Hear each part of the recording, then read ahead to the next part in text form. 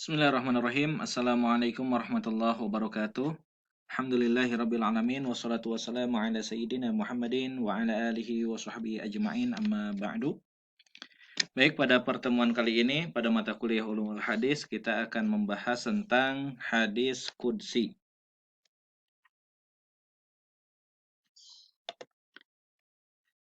Nah, hadis qudsi dari sudut kebahasaan, kata qudsi dari qudasa yakdusu, qudsan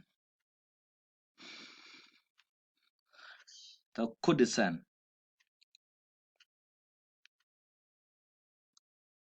Artinya suci atau bersih. Maka kata hadis qudsi artinya ialah hadis yang suci. Dari sudut terminologis, kata hadis qudsi terdapat beberapa definisi dengan redaksi yang agak berbeda-beda. Akan tetapi, esensinya pada dasarnya sama, yaitu sesuatu yang diberikan Allah Subhanahu wa taala kepada Nabi Muhammad selain Al-Qur'an, yang redaksinya disusun oleh Nabi sendiri. Untuk lebih jelasnya, ada beberapa definisi tersebut dapat kita lihat. Di sini menurut satu definisi bahwa hadis qudsi ma yukhbar Allah ta'ala bihi an-nabi sallallahu alaihi wasallam bil ilhami au bil manami fa akhbara an-nabi min dzalikal ma'na bi'ibarati nafsihi.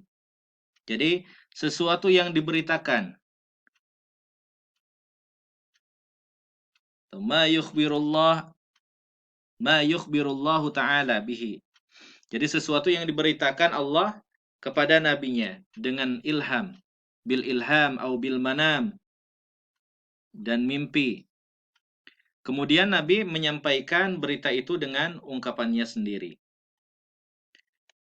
Nah, kemudian definisi lain disebutkan kullu haditsin yudhifu fihi Rasulullah sallallahu alaihi wasallam qaulan ila Allah azza wajal. Jadi segala hadis Rasul sallallahu alaihi wasallam yang berupa ucapan yang disandarkan kepada Allah azza wajalla. Kemudian menurut definisi yang lainnya lagi, di situ ma akhbarallahu nabiyyahu wa taratan bil wahyi wa taratan bil ilhami wa taratan bil manami mufawwidan ilaihi at-ta'bira bi ayyi ibaratin syaa. Jadi sesuatu yang diberitakan Allah Subhanahu wa taala yang terkadang melalui wahyu, terkadang ilham, atau terkadang mimpi dengan redaksinya yang diserahkan kepada Nabi Muhammad. Nah, disebut hadis karena redaksinya disusun oleh Nabi Muhammad SAW sendiri, dan disebut qudsi karena hadis ini suci dan bersih, at-taharah wat tanzin, dan datangnya dari zat yang maha suci. Nah, istilah lainnya hadis ini disebut juga dengan hadis ilahiyah atau hadis rabbaniyah. Disebut ilahi atau rabbani karena hadis tersebut datang dari Allah Subhanahu wa taala. Nah, disebut hadis karena redaksinya disusun oleh Nabi. Dan disebut qudsi karena hadis ini suci, ya seperti yang barusan dijelaskan. Kemudian perbandingan antara hadis qudsi dengan hadis nabawi. Di sini ada persamaan hadis nabawi dengan hadis qudsi. Baik hadis nabawi maupun hadis qudsi pada dasarnya bersumber pada wahyu Allah. Hal ini sebagaimana dijelaskan dalam firman-Nya An-Najm yang menyatakan wa ma yantiqu 'anil hawa in huwa illa wahyun yuha, dan tiadalah yang diucapkannya itu Al-Qur'an menurut kemauan hawa nafsunya, ucapannya itu tiada lain hanyalah wahyu yang diwahyukan kepadanya. Jadi selain itu, redaksi keduanya, hadis nabawi dan hadis qudsi, disusun oleh Nabi Muhammad. Jadi yang tertulis ini semata-mata dari ungkapan atau kata-kata Nabi sendiri. Nah, di sini perbedaan hadis nabawi dengan hadis qudsi. Perbedaan antara hadis nabawi dengan hadis qudsi dapat dilihat pada sudut sandarannya. nisbatnya dan jumlah kuantitasnya. Yang pertama, dari sudut sandarannya. Hadis Nabi disandarkan kepada Nabi, sedangkan hadis qudsi disandarkan kepada Nabi dan kepada Allah. Dengan demikian, maka dalam mengidentifikasinya pada hadis qudsi terdapat kata-kata seperti qala Rasulullah sallallahu alaihi wasallam fima yarwihi an rabbih. Rasulullah telah bersabda sebagaimana yang diterima dari Tuhannya. Atau kata-kata qala Rasulullah sallallahu alaihi wasallam qala Allahu azza wa jal. Rasul sallallahu alaihi wasallam telah bersabda, Allah Subhanahu wa taala berfirman.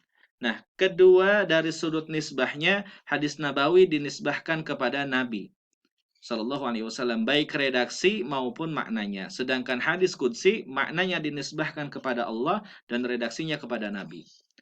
Ketiga, dari sudut kuantitasnya, jumlah hadis qudsi jauh lebih sedikit daripada hadis nabawi. Dalam hal ini, para ulama tidak ada yang memberikan hitungan secara pasti tentang jumlahnya. Ada di antaranya yang menyebutkan bahwa jumlahnya lebih dari 100 buah. Muhammad Tajuddin Al-Manawi Al-Haddadi dalam karyanya Al-Hadis Al-Qudsiyah menghimpun hadis-hadis qudsi sampai 272 buah hadis.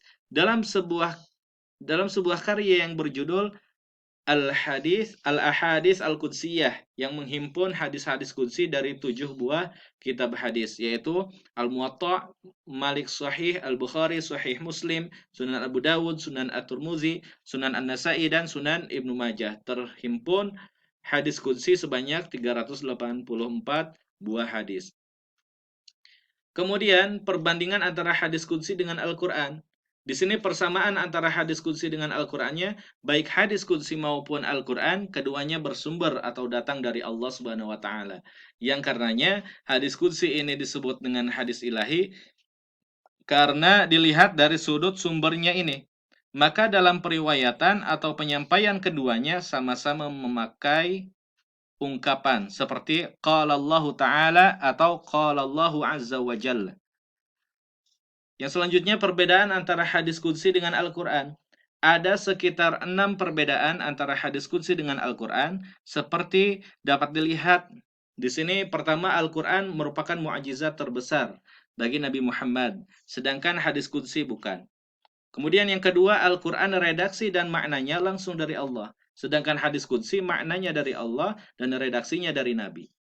Ketiga, dalam sholat, Al-Quran merupakan bacaan yang diwajibkan, sehingga seseorang tidak sah sholatnya kecuali dengan bacaan Al-Quran. Hal ini tidak berlaku pada hadis qudsi. Yang keempat, menolak Al-Quran merupakan perbuatan kufur. Berbeda dengan penolakan terhadap hadis qudsi. Tuh. Kemudian yang kelima, Al-Quran diturunkan melalui perantara malaikat Jibril. Sedangkan hadis qudsi diberikan langsung baik melalui ilham maupun mimpi.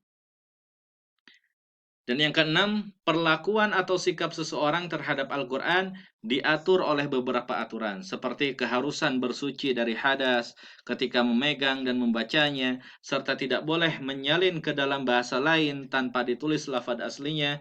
Hal ini tidak berlaku pada hadis qudsi. Dan di sini contoh hadis qudsi, qala Rasulullah sallallahu alaihi wasallam, qala Allah taala, inna buyuti fil ardi al masajidu wa inna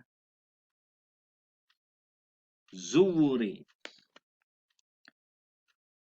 fiha ummaruha. Rasulullah bersabda, Allah Subhanahu wa taala berfirman, sesungguhnya rumahku di bumi adalah masjid-masjid, dan sesungguhnya para pengunjungku adalah orang-orang yang memakmurkannya. Hadis riwayat Abu Nuaim. Nah, itu adalah penjelasan tentang hadis qudsi. Mudah-mudahan ya bermanfaat. Silahkan dikaji kembali